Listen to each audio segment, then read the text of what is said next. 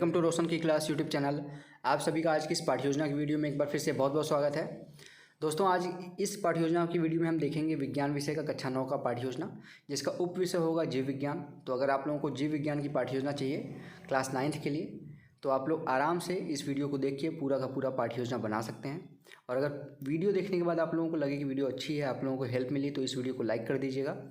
और ऐसे ही ढेर सारे पाठ्य योजना की वीडियोस देखने के लिए, माइक्रो टीचिंग से रिलेटेड कंटेंट देखने के लिए, या फिर आगे चल के सीटेट, सुपर टेट या फिर यूपी टेट की तैयारी करने के लिए रोशन की क्लास यूट्यूब चैनल से जुड़ जाइए। बिल्कुल फ्री है।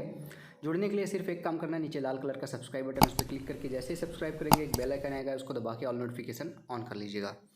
अब देर नहीं करते हैं, चलते हैं, शुरू करते हैं आज की वीडियो। यहाँ पे देखिए सबसे ऊपर लिखा गया पाठ्य योजना संख्या 32 यानी कि 32। तो यहाँ पे इसका मतलब ये नहीं है कि पाठ्य योजना रोशन की क्लास यूट्यूब चैनल पे सिर्फ 32 पाठ्य योजनाएं हैं। यहाँ पे विज्ञान विषय की ये 32वीं पाठ्य योजना है, यानी कि साइंस का ये 32 लेसन प्लान है।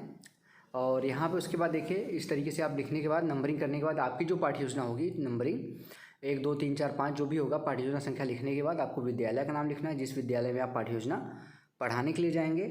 उसके बाद देखिए कक्षा है हमारी 9वीं, वर्ग है अ, विषय है विज्ञान का, उप विषय है जीव विज्ञान, कालांश है द्वितीय। कालांश का मतलब होता है पीरियड, किस पीरियड में आप जाएंगे इस चैप्टर को पढ़ाने के लिए।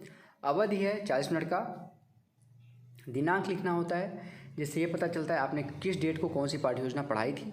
इसके बाद हमारा आज का प्रकरण देखते हैं। हमारा आज का प्रकरण है ऊतक यानी कि टिश्यू।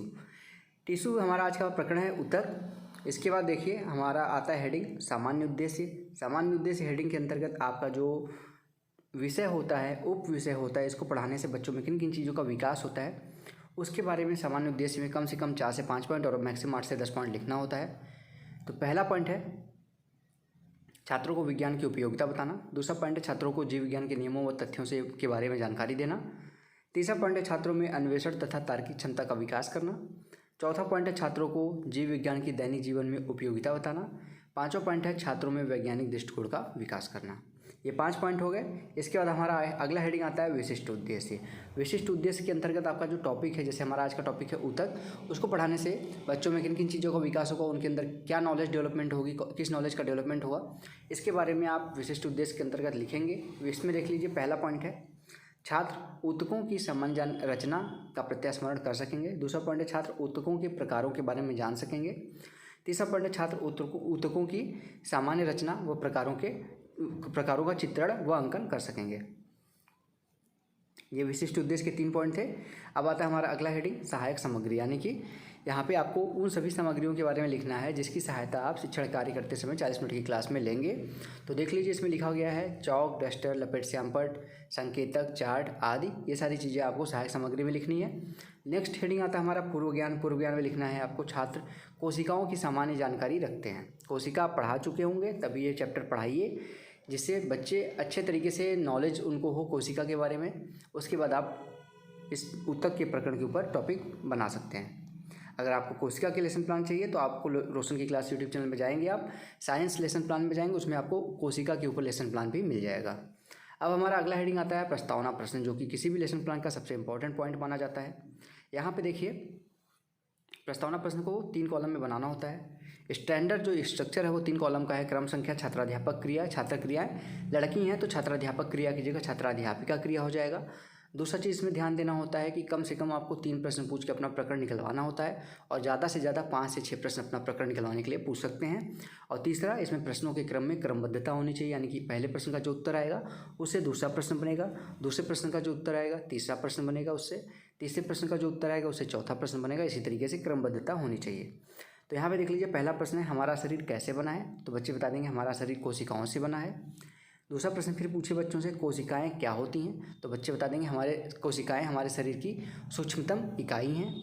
अगला क्वेश्चन है तीसरा, एक समान कोशिकाओं को क्या कहते हैं। एक समान कोशिकाओं को, या फिर यहाँ पे आप क्वेश्चन कर सकते हैं एक समान कार्य करने वाली कोशिकाओं को क्या कहते हैं, तो बच्चे बता देंगे ऊतक कहते हैं उसको। आपका प्रकरण यहाँ पे निकल चुका है। अब उससे प्रकरण से कोई ऐसा क्वेश्चन पूछे जिससे वो समस्यात्मक प्रश्न हो, ठीक है। समस्यात्मक प्रश्न बनाएंगे तभी तो आप उस चीज़ को पढ़ाएंगे आगे चल के। चौथा प्रश्न है ऊतक के बारे में विस्तारपूर्वक बताओ। इस तरीके से क्वेश्चन बोल लेंगे तो विस्तारपूर्वक पूछेंगे जब आप, तो थोड़ा सा उनको दिक्कत होगा, कुछ ना कुछ बताएंगे, लेकिन विस्तारपूर्वक की मतलब ये होता है कि और भी चीज़ें आप पूछ सकते हैं, और बताओ और बताओ। इससे तो वो कहीं ना कहीं जाके रुक जाएंगे, समस्यात्मक हो जाएगा उनके लिए ये चीज़। तो यहाँ पे छात्र क्रिया वाले कॉलम में लिखिए समस्यात्मक प्रश्न। जैसे समस्यात्मक होता है अपना उद्देश्य कथन बोलिए। उद्देश्य कथन में देख लीजिए यहाँ पे बोला गया है, छात्रों आज मैं आप लोगों को ऊतक के बारे में विस्तारपूर्वक बताऊंगा। तो बच्चों को पता चल चुका है कि आप अब उनको ऊतक पढ़ाने वाले हैं। अब आप इस चीज़ को पढ़ा सकते हैं, यानी कि अब इसका प्रेजेंटेशन कर सकते हैं। यहाँ पे देख लीजिए, उसको प्रेजेंटेशन को कहते हैं प्रस्तुतिकरण। ठीक है, इसमें टोटल 5 कॉलम होते हैं, शिक्षण बिंदु, छात्राध्यापक क्रिया, छात्र क्रिया, शिक्षण विधियाँ और लास्ट में श्यामपट्ट कार्य। थोड़ा सा जूम कर देता हूँ जिससे आप लोगों को देखने में आसानी हो, लिख लीजिएगा। और इसकी PDF अगर आप लोगों को चाहिए तो नीचे डिस्क्रिप्शन बॉक्स में मैं लिंक दे दूँगा, वहाँ से जाके आप PDF भी डाउनलोड कर सकते हैं। शिक्षण बिंदु में सबसे पहला हेड यहाँ पे पॉइंट लिखिए, ऊतकों की रचना। छात्राध्यापक क्रिया में विकासात्मक प्रश्न लिखिए। पहला है विकासात्मक प्रश्न, छात्रों को चार्ट दिखाते हुए प्रस्तुत चित्र में आपको क्या दिख रहा है। तो बच्चे बता देंगे, छात्र क्रिया वाले में उसका आंसर देंगे। चित्र में एक समान आकार वाली कोशिकाएं दिख रही हैं। ये प्रदर्शन विधि था, तो शिक्षण विधियों में लिख दीजिए प्रदर्शन। फिर दूसरा प्रश्न पूछिए, एक समान आकार वाली कोशिकाओं को क्या कहते हैं। तो बच्चों के लिए समस्यात्मक प्रश्न हो जाएगा। उसके सामने यहाँ पे शिक्षण विधि में लिख दीजिए प्रश्नीकरण।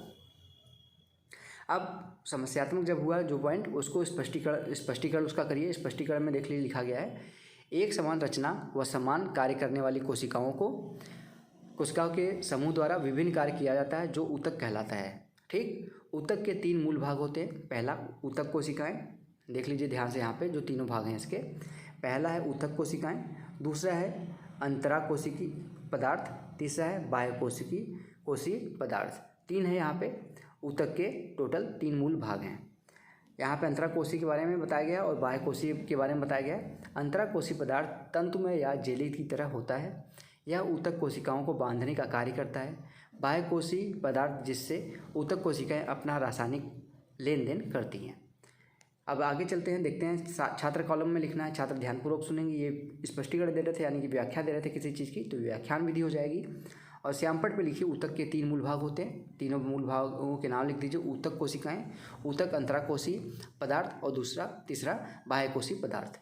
ये हो गया पूरा आपका प्रस्तुतिकरण। उसके बाद यहाँ पे ख़त्म नहीं हुआ है, अभी आगे है। अब जो जितना आपने पढ़ा है उससे बोध प्रश्न पूछ लीजिए। बोध प्रश्न का मतलब होता है जितना आपने पढ़ा है उससे कोई बच्चे में दिक्कत तो नहीं है, उसको कुछ समझ में ऐसा तो नहीं है कि कुछ समझ में ना आया हो, तो प्रश्न पूछिए 1-2 आप क्लियर कर लीजिए।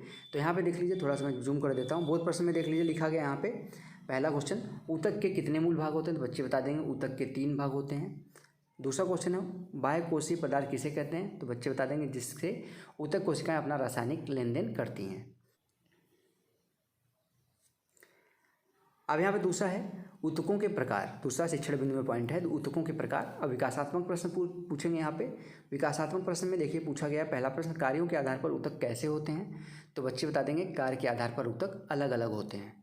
फिर दूसरा प्रश्न पूछेंगे यहाँ पे आप, ऊतक कितने प्रकार के होते हैं। तो बच्चों के लिए समस्यात्मक हो जाएगा। ये प्रश्नीकरण विधि थी, तो यहाँ पे प्रश्नीकरण विधि लिख दीजिए।